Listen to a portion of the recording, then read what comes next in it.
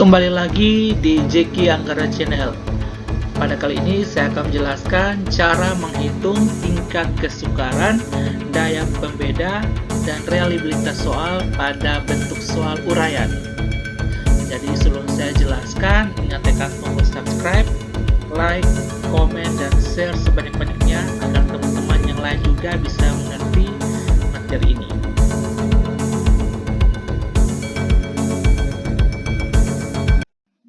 Oke, kita langsung saja di contoh soal. Diketahui hasil uji coba 3 butir soal uraian yang dikerjakan 5 orang siswa diperoleh sebagai berikut. Jadi siswa A, B, C, dan E ini memiliki hasil pengerjaan 3 butir soal. Untuk soal nomor 1 itu skor maksimalnya 5. Untuk soal nomor 2 itu skor maksimalnya 4. Untuk nomor 3 itu skor maksimalnya 6. Tentukanlah tingkat kesukaran dan daya pembeda serta reliabilitas soal. Oke, catatan. Sebelum menentukan tingkat kesukaran dan daya pembeda dan reliabilitas soal, terlebih dahulu kita menentukan kelas atas dan kelas bawah. Dari kelima siswa ini, saya mengelompokkan untuk siswa A, B, dan C itu kelas atas, sedangkan D dan E ini kelas bawah. Kalau kita jumlahkan poinnya, itu seperti itu juga. Kalau di kelas atas, itu poinnya lebih tinggi daripada kelas bawah, atau total poinnya. Untuk seperti yang di A, ini jumlahnya 14, B ini totalnya 11, C ini totalnya 8, D ini totalnya 6, sedangkan E totalnya 4. Jadi kita bisa mengetahui bahwa kelas atas itu A dan B dan C serta kelas bawah itu D dan E. Jika jumlah siswa ganjil, sebaiknya prioritaskan kelas atas berjumlah lebih banyak daripada di kelas bawah, agar dalam perhitungan daya pembeda hasilnya tidak menghasilkan negatif atau meminimalisir atau mencegah hasil tersebut. Ya, jadi kalau siswanya ganjil, diprioritaskan untuk di atas kelas atas itu berjumlah lebih banyak daripada kelas bawah. Oke, kita langsung saja mengerjakan. Yang pertama, tingkat kesukaran. Untuk menentukan tingkat kesukaran, rumusnya itu sama dengan nilai rata-rata skor butir soal per skor maksimal. Saya ulangi, tingkat kesukaran sama dengan nilai rata-rata skor butir soal per skor maksimal. Nilai rata-rata itu diperoleh dari jumlah total skor butir soal per jumlah siswa. Saya ulangi, nilai rata-rata diperoleh dari jumlah total skor butir soal per jumlah siswa. Kita ketahui bahwa kriteria untuk tingkat kesukaran itu sama dengan pilihan ganda, yaitu jika tingkat kesukaran soal memiliki nilai 0,00 sampai 0,30, soal tergolong sukar. 0,31 sampai 0,70, soal tergolong sedang, dan 0,71 sampai 1,00, soal tergolong mudah. Oke, kita lihat di tabel ini. Dari siswa A, B, C, D, dan E, kita jumlahkan total mereka. Atau soal nomor 1 itu mereka mendapat poin berapa. Jadi, di sini kita tinggal jumlahkan 5 ditambah 4, tambah 2, tambah 2, tambah 1. Hasilnya adalah 14. Sedangkan soal nomor 2, 4 tambah 3, tambah 2, tambah 1, tambah 1 sama dengan 11. Dan untuk nomor 3, 5 tambah 4, tambah 4, tambah 3, tambah 2, hasilnya 18. Setelah kita mengetahui jumlah total skor per butir soal, kita mencari nilai rata-rata per butir soal. Jadi nomor 1, kita tinggal 14 dibagi dengan 5. Sama dengan 2,8. 5 dari mana? Ini adalah 5 adalah jumlah siswa. Oke. Yang nomor 2, tinggal 11 dibagi 5 sama dengan 2,2. Dan yang soal nomor 3, 18 dibagi 5 sama dengan 3,6. Sampai di sini mengerti ya? Oke, setelah kita mendapatkan nilai rata-rata, kita langsung masukkan ke dalam rumus untuk menentukan tingkat kesukaran. Tingkat kesukaran nomor 1, nilai rata-rata skor butir soal per skor maksimal. Jadi, hasil yang tadi 2,8 dibagi dengan skor maksimal adalah 5. Skor maksimal 5, jadi 2,8 dibagi 5 sama dengan 0,56. Untuk nomor soal 2, yaitu 2,2 dibagi skor maksimal 4, jadi 2,2 dibagi 4 sama 0,55. Sedangkan soal nomor 3, skor maksimal 6, jadi 3,6 dibagi 6 sama dengan 0,60. Jadi, dapat disimpulkan bahwa soal nomor 1, 2, 3 tergolong soal sedang. Soal sedang yang kita lihat dari kriterianya ya. Sampai sini dimengerti, kita lanjut ke berikutnya. Oke, berikutnya tentang daya pembeda. Untuk menentukan daya pembeda, itu menggunakan rumus nilai rata-rata kelas atas kurang nilai rata-rata kelas bawah dibagi skor maksimal. Saya ulangi, nilai rata-rata kelas atas dikurang nilai rata-rata kelas bawah dibagi skor maksimal. Kriterianya juga sama jika daya pembeda soal memiliki nilai 0,40 sampai 1, soal diterima baik. 0,30 sampai 0,39 soal diterima, tapi perlu diperbaiki. 0,20 sampai 0,29 soal diperbaiki, dan 0,19 sampai 0,00 soal tidak dipakai atau dibuang. Dari 5 siswa yang tadi, kita sudah membaginya, yaitu kelas atas maupun kelas bawah. Kelas atas itu siswa yang kelas yang A, B, dan C, sedangkan kelas bawah itu D dengan E. Jadi, untuk menentukan nilai rata-rata kelas atas, kita harus cari dahulu rata-rata kelas atas maupun rata-rata kelas bawah. Jadi, jumlah kelas atas itu tinggal kita jumlahkan poinnya. Jadi, dapat disimpulkan 5 ditambah 4 ditambah 2 hasilnya 11. Ya, jadi ini dapat 11 dari mana? Yaitu jumlah dari skor kelas atas, yaitu siswa A, B, dan C. 5 ditambah 4 ditambah 2 sama dengan 11. Sedangkan untuk soal nomor 2 sama, yaitu 4 ditambah 3 ditambah 2, yaitu 9. Sedangkan untuk soal nomor 3 itu 5 ditambah 4 ditambah 4 sama dengan 13. Oke, jadi rata-rata kelas atas, kita langsung saja 11 dibagi 3 sama dengan 3,673 dari mana? Itu 3 dari jumlah siswa di kelas atas, yaitu 3 orang. Jadi 11 dibagi 3 sama dengan 3,67. Untuk soal nomor 2 itu 9 dibagi 3 sama dengan 3. Untuk soal nomor 3, 13 bagi 3 sama dengan 4,33. Sedangkan jumlah kelas bawah itu kita tinggal jumlahkan seperti yang tadi, yaitu skornya. Untuk nomor 1, 2 ditambah 1 sama dengan 3. Untuk soal nomor 2, 1 ditambah 1 sama dengan 2. Untuk soal nomor 3, 3 ditambah 2 sama dengan 5. Untuk rata-rata kelas bawah sama, yaitu jumlah kelas bawah dibagi dengan jumlah siswa, yaitu 3 dibagi 2. 2 adalah jumlah kelas bawah atau jumlah siswa, yaitu 2 orang. Jadi 3 dibagi 2 sama dengan 1,50. Sedangkan soal nomor 2, 2 dibagi 2 sama dengan 1,00. Sedangkan soal nomor 3 itu 5 dibagi 2 sama dengan 2,50. Sampai di sini mengerti ya.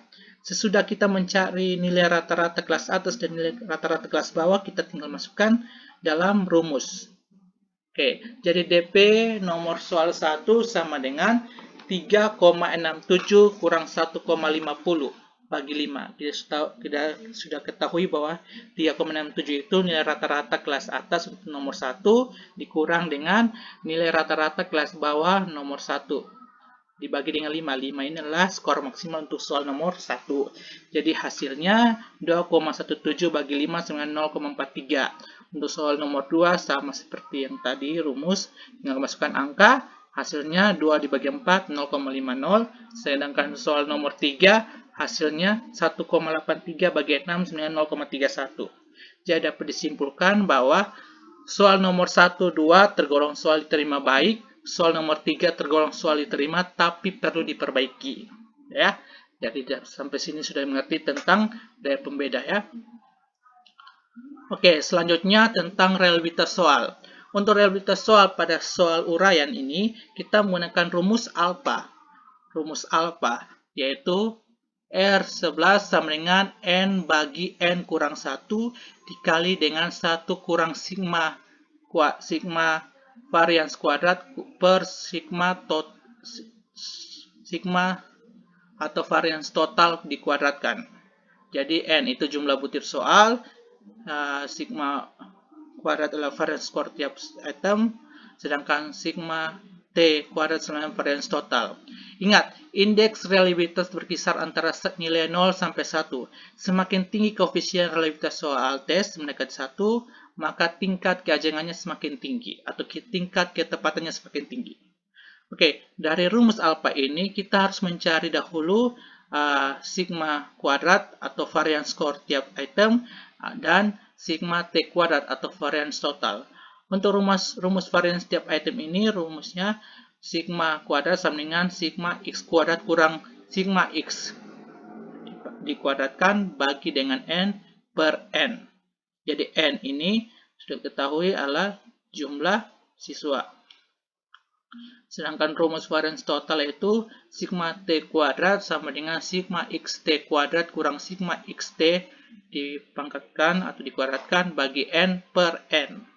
Oke, dan langsung saja dari tabel kita menentukan skor total maupun kuadrat skor total, jumlah dan jumlah kuadrat. Jadi untuk siswa A, kita tinggal jumlahkan skor soal nomor 1 sampai skor nomor 3, yaitu 14, 5 ditambah 4 tambah 5 sama 14. B juga sama, 11, C dijumlahkan 8, D dijumlahkan 6, E dijumlahkan 4. Jadi skor total ini kita jumlahkan hasilnya 43. Setelah itu hasil skor total untuk masing-masing siswa, misalkan untuk ini siswa A 14 dikuadratkan hasilnya 196, 11 dikuadratkan 121, ini 8 dikuadratkan 64, 6 dikuadratkan 36, 4 dikuadratkan 16, dan hasil total dari semua ini dijumlahkan hasilnya 433. Oke. Untuk jumlah ini kita sudah ketahui, baru ini tinggal jumlahkan per soal. Jadi 14 ini dijumlahkan per soal 11. Ini juga dijumlahkan hasilnya 18. Nah, sekarang jumlah kuadrat. Jumlah kuadrat ini diperoleh dari mana? Ini diperoleh dari ini dipangkatkan semua skor. Jadi untuk soal nomor 1 hasilnya 50 dapat dari 5 kuadrat ditambah 4 kuadrat ditambah 2 kuadrat ditambah 2 kuadrat tambah 1 kuadrat. Nah, jadi 5 hasil di kuadrat sama 25. 25 ditambah 4 kuadrat sama 16. Jadi 25 ditambah 16 ditambah 4 tambah 4 tambah 1 sama dengan 50.